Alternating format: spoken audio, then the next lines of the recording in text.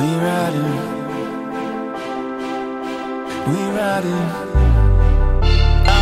see my bandwagon,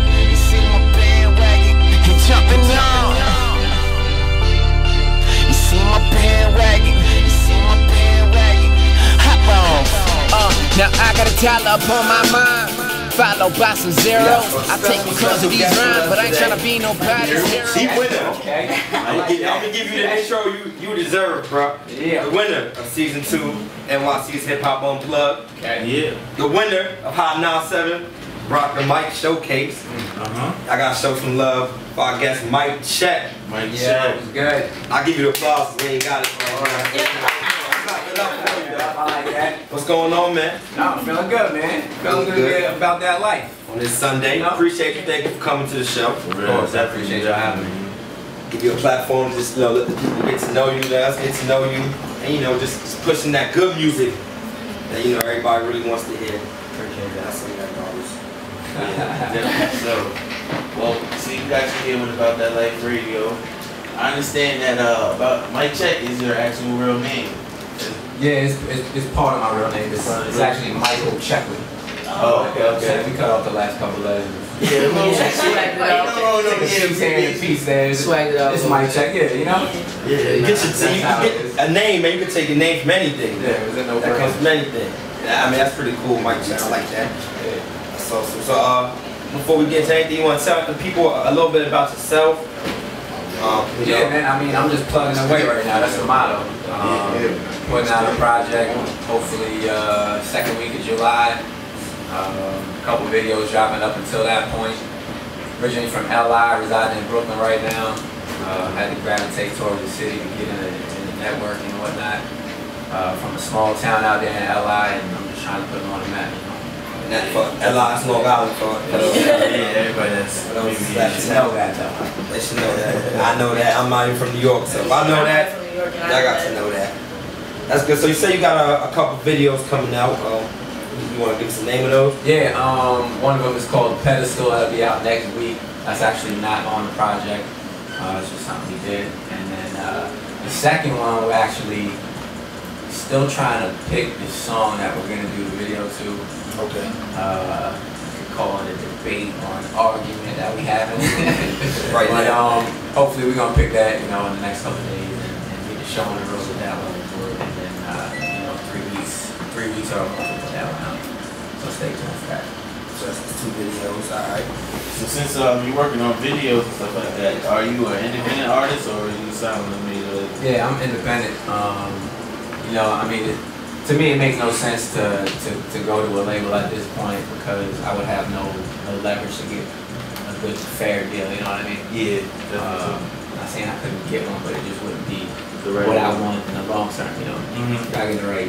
Independent, that keeps the money in the pocket. Yeah, of course. I mean, you also spending money out your pocket, but I mean, it makes you respect it more. You appreciate the craft more when you gotta put in more. Yeah, especially when it's coming out the pocket, you're not gonna BS with it when you gotta pay for it. Yeah, it's a lot of hands-on. Even with the videos and everything, I do some of the editing and whatnot. So it's like you can have that creative vision and then put it to work too. So it's good from start to finish. So who inspired you to rap? Or what inspired you to start rapping? Really, just back in the day, there would be ciphers after the school, South Side, and I would just be that shy kid sitting and watching, like the only white kid there. Really? And I would just be on the outside watching and go home and get my pen and pad out, right, spit it back in my living room like there's a whole crowd there and whatnot.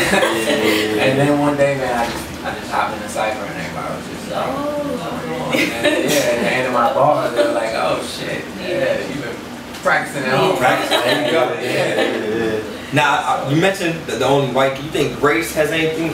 Have you experienced anything as far as people come to I mess with you, I don't mess with you because you're white? I mean, nobody ever actually came out and said that, you know what I mean? But I always tell people it's like the double-edged sword. Like on one side, they are quick to critique you, and a lot harder, you know what I mean? But you also stand out, so it's like if you are nice, something that helps you get noticed. Yeah, I think as a white rapper, especially in a black dominated game, you have to be nice. for people to even respect it. Like you said, 'cause they already had that prejudgment. So you have to really come with it. And I don't really want to say harder than everybody else, but harder than, you know what I mean? You got to come harder than everybody else. You got to be on another level, you know what I mean? But you stand out. And when you do spit it like you do, you know, people recognize that, man.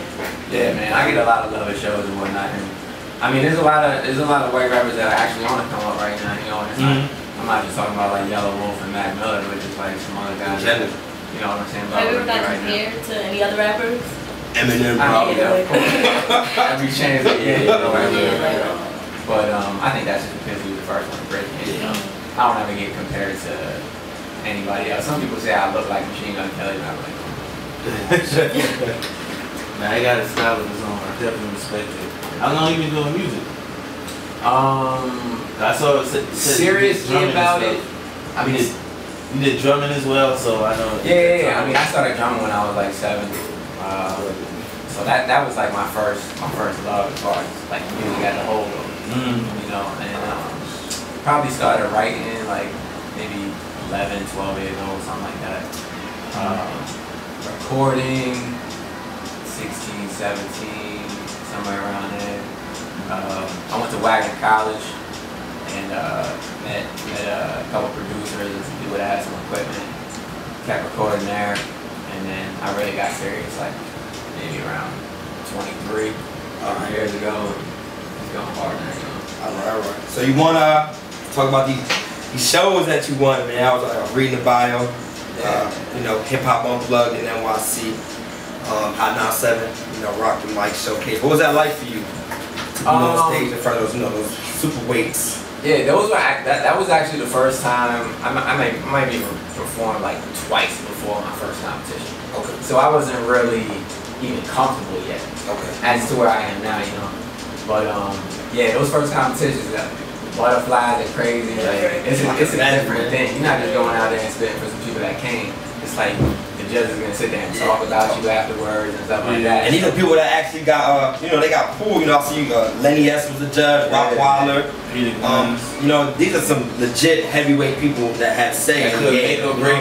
They could make or break it. Yeah, so it definitely feels good when you get like a positive response back from them. You know, it's kind of like, okay, I am nice. I can't go forward and do this. You know, it's not just something in my mind that I was thinking. So yeah, those were definitely a good experience. And that actually started me on a path to being able to network with different people. Just met a lot of people through that, and just snowballed. You gotta stay out there. That's definitely the one piece of advice I give you. You guys already know too. It's all about networking right now. You know, get out to the shows, talk to people, make more connections. And that's what we're doing here at the show for all y'all people out there listening, man. Just tune in to us. We're gonna have people. We're not always going to have the most up-and-coming or the freshest faces that you might hear in your radio, but we're going to have some nice people who are underground, who are working, you know, just as hard as we're working. And we know we're going to provide that platform for them, so guys like Mike Check can come on here and talk about himself and let y'all know about him and get y'all interest and build that buzz up. So, you know, it's like, you know, one hand washes the other, you know what I mean? Yeah, man. Yeah, so, you know, so we definitely appreciate you coming through. We're gonna have the DJ. I know you gave us some music that you want the folks to listen to, because we can't have you on the show and not play no music.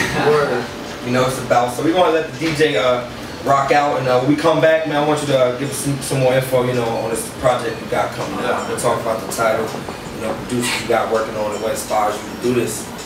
And yeah, we'll be back, man. Mic check. We'll be right back. Talk about his album, and stay tuned. We're gonna play some tunes from him in the meantime. Be right back. About That Life Radio, 7 to 9 every Sunday. Yeah.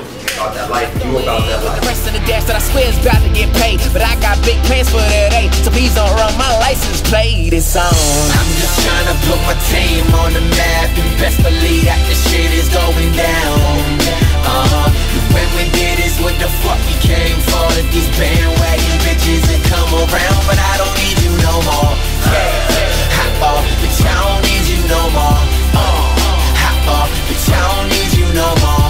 I'm just trying to put my team on the map, and best believe that this shit is going down. I was 16, out late as shit. My mama not okay with it. Hex about who I'm hanging with. She heard the boy.